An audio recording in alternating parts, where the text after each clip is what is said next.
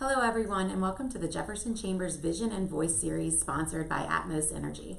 My name is Ruth Lawson, President of the Jefferson Chamber, and I'm pleased to be joined with Dr. James Gray, Superintendent of Jefferson Parish Public School System. How are you doing, Dr. Gray? I'm doing well, and yourself? I'm good. It's great to see you again. Always a pleasure. Yes. Dr. Gray, just to get started, can you tell us a little bit about yourself and your history with Jefferson Parish Public School System? Well, I've been in Jefferson Parish now for 4 years.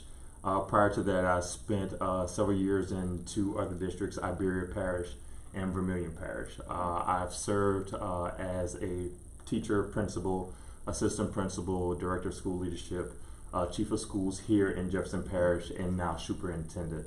The past 2 years have been very memorable, to say the least, with all the things that we've gone through. But we're doing some things that's going to be great for our kids here in Jefferson Parish.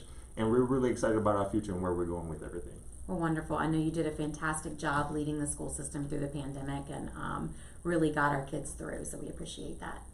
Can you tell us a little bit about Jefferson Parish Public School System? So I know that we're the largest in the state, but I know that there's a lot of other stats that are very interesting and shocking too, just about the size of the school system. Oh, absolutely. We are the largest largest district in the state of Louisiana. We have roughly 50,000 students here.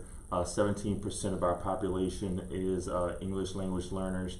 We have 84% of our kids are at-risk students. We have a significant special education population. All of that makes us a very diverse district in the state. So we have to be very conscientious about how we approach the work, because we don't have just like a singular focus, because we have such a diverse population. So we have to make sure that we take all of our kids into account, all of our teachers into account when we make decisions, because we can't just say, okay, this is what it looks like and this is how we're going to proceed forward, without talking about the different contexts that we have to account for whenever we're moving to make our district a better district. Right. And I know that, so you said 50,000 students, the second largest employer in Jefferson Parish, correct? Correct. Wow. And how many employees do you have? We have roughly around 6,400 total, about 3,200 teachers. Wow. And 85 schools? 80 schools. 80 schools. We did some consolidation a couple of years ago in relationship to our efficiency plan. Okay. So we're down to 80 schools. We still have some right sizing that we need to look at in the future, just to make sure that we're running as efficiently as we possibly can. Wonderful. And I know y'all do such a fantastic job. You mentioned the diversity of the students, of getting the information out in all of the different languages, and also making that available to the students at school as well. Absolutely. We speak over 48 languages in our schools. We send out communications in 4 languages. We do English, we do Spanish, we do Vietnamese, and we do Arabic. And we try to make sure that we accommodate as many of our families as we possibly can, because we know how important it is to communicate with them, but it's also good to make sure that we're getting them involved in any way that we possibly can. And so by giving them something that they can actually understand, and then allow them an opportunity to be able to give us feedback with our interpreters whenever we do have face-to-face meetings, it's just a good recipe for us to be able to move the district forward, because now they feel like they're vested into the work that we're doing with their children. Of course. So I know you mentioned earlier about the difficulties you faced in the last 2 years, and I think that you've been such a leader throughout the state of getting our children back to school. So tell us a little bit how you move going forward after these last 2 years, and what you've done to kind of change and you know, everyone's favorite word, pivot. We've been pivoting since day one. Before the pandemic. Right. I think the biggest piece is going to be, to answer your question, it's good to always set the context for what we've been through over the past 2 years. And so knowing that we had to deal with quarantines, we had to deal with masking, we had to deal with people's displeasures on both fronts, and knowing that we had to provide as many options as we possibly can to make sure that we met the needs of all of our stakeholders. So we never had the luxury of just saying we're going to pick one particular piece and let that be the piece without taking consideration the other sides. And so I think that's something that we've done extremely well. Another piece is that our teachers and our administrators, our school staff, has been dedicated to keeping our schools open the entire time. And so as long as we provided the support from the central office level and the school board level to them, I think it made it a little bit more palatable for them to be able to meet the needs of our kids. one thing that I say about what the work our teachers and our students, teachers and our staff and our administrators have done is it's not an easy job, Right. but it's a rewarding job. And so although we try to smile as much as we can because we want the kids to be understanding that they're in a safe place and that the people genuinely care about them, we do understand that it was a heavy lift for our teachers, our administrators, and our support staff. And so now that we've kind of gone through the pandemic aspect, we also had to deal with hurricane. And so we had Zeta the first year and we had Ida the second year. And by many accounts, Ida was just as bad as Katrina in several ways, to where it required so much of us to change the way we did things in order to try to get our schools back up and running as much as we possibly could.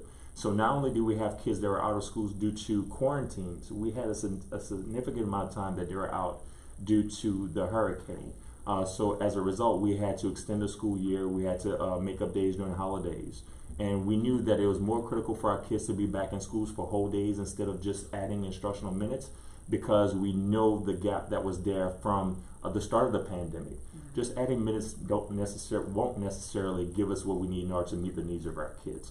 And so once we realized where we were and the feedback we're getting from all the data that we receive from parents, from teachers, from administrators, from all of our stakeholders, we started developing what does life after the pandemic look like.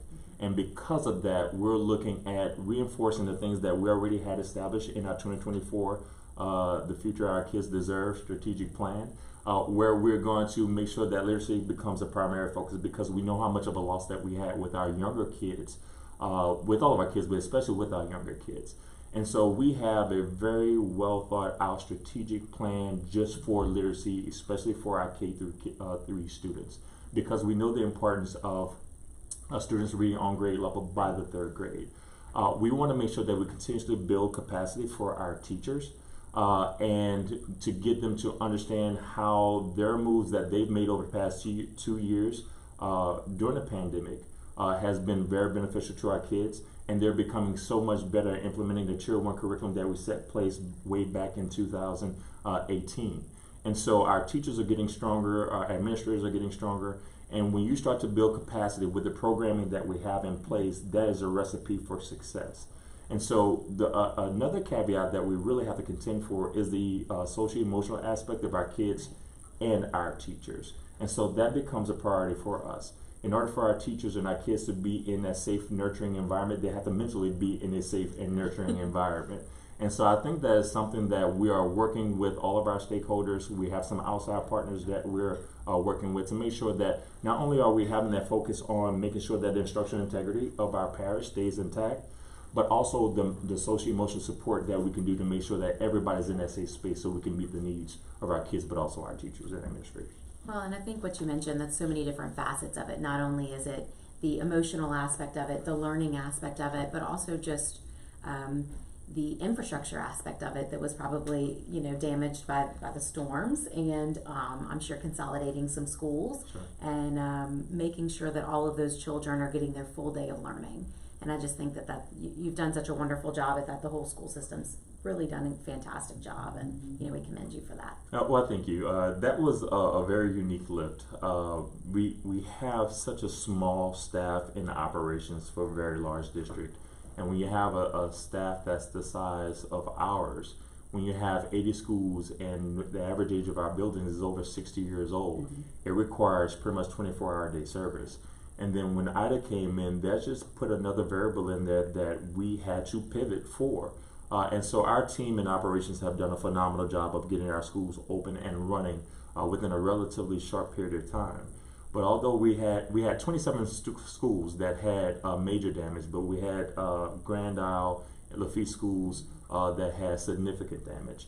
We were able to get them all back into buildings immediately, except for Grand Isle. They had to do virtual initially. But then we got them into their building last month, so we're very excited about that. And we're in the process of making sure that we can get our Lafitte schools and Ray St. Pierre, who's in Upper Jefferson, but because it's an old building, there are some hidden secrets that Ida kind of brought that we're discovering that we're trying to remedy at this particular time. but we're trying to make sure that we can give all of our kids their own space. So we have to say kudos to the schools that actually took in Ray St. Pierre, Kerner, and Fisher High into their buildings to make sure that they had a space for them to continue learning. We could have done a whole virtual option, but we've learned over the past 2 years that virtual really isn't the best thing for our kids. So having a building that can have face-to-face instruction was very beneficial to everybody, and so to the schools and the principals that accepted them, it's been great. It's funny that you mentioned that because I live right next to RUPL, and it's one of those schools that brought in, so they have now carpool on each side of the school, which, you know, they've really done a great job. So I think what we want to talk to you a little bit, I know that on April 30th that the Jefferson Parish Public School System will be asking the public for a millage tax renewal, which is not a new tax. Can you tell us a little bit about that millage and what you hope to achieve? From what I understand, it's a 1/2 cent millage renewal, and it'll generate how much? $57 million. $57 million per year. Yes. Okay. Tell us what you hope to gain from that millage, or what do you use that millage for currently? I think I would like to just say first thank you to the public for supporting the last renewal that we had in November. And this is a 1/2 cent sales tax that's going to produce about $57 million. And it actually covers a lot of things. So the last renewal was just for teacher salaries and benefits. Okay. This one is for teacher salaries and benefits, but it's also for safe schools to make sure that we're making our facilities as safe as we possibly can, which is a huge lift, being that our buildings are so much older.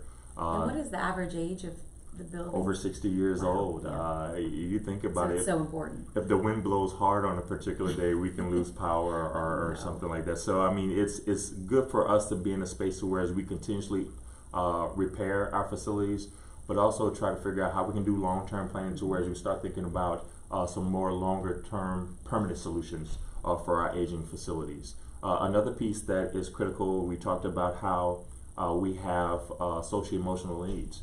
So this is going to provide support for counselors and for social workers in our schools, which are very, very critical right now. But it also lends itself to being able to update technology too. So it's going to be a multifaceted renewal, but it's very critical for the work that we're doing. This has been a huge part of why we've been able to maintain and actually show growth over the past few years because we have these things in place. Okay. And I know there's some important dates here too. So the election actually is April 30th, correct? So the vote will go to the public on April 30th. I believe early voting is April 16th through 23rd. And I think another important aspect to mention is that April 30th is also Jazz Fest weekend. Yes, so we're trying to encourage as many people to go early vote as you can. Or before they go to Jazz Fest. Right? Before they go to Jazz Fest. Festivals are a big part of our culture here in the greater New Orleans area, including Jefferson, and we just want to make sure that everybody go out and vote, but still enjoy yourselves. So we want you to have fun, but make sure you take care of that civic responsibility as well. You're right. So I think just to, we have such a great relationship, the Jefferson Chamber and the Jefferson Parish Public School System, and things that, you always support us and we're always here to support you. It's so important for our children to get a quality education. I know that you all are constantly improving your scores, your, statistics, and we're so grateful for that. And when we have kids graduating with a better education, that helps the business community, that helps the community at large, and we're just always grateful for your support of the Jefferson Chamber. Well, thank you so much. This is something that we cannot do alone. It's these types of partnerships that really are rare. There's not this level of collaboration between chambers and business and faith-based leaderships, but just as the community as a whole with school systems. Everybody works in silos, and the fact that we've broken down those silos here in Jefferson Parish is going to give us an opportunity to be better as a district overall. The educational system is a key stone to the work that we need to do here to make this place so much better, and I think that because y'all are engaging in this level of work, that we'll be able to achieve great things here in Jefferson Parish. Well, wonderful. Well, so a few last things. Get out and vote April 30th. Absolutely. For the millage tax renewal. It's a 1/2 cent renewal, which will generate $57 million for such important causes with the Jefferson Parish Public School System. And we encourage everyone to go early vote between April 16th and 23rd. I want to thank Dr. James Gray for being here today. He's been fantastic to the business community and to the community at large, and Jefferson Parish is very lucky to have him. So thank you, Dr. Gray. Thank you. And lastly, I would like to say thank you to Atmos Energy, our sponsor for the Vision and Voice series, and we hope to see you soon. Thank you.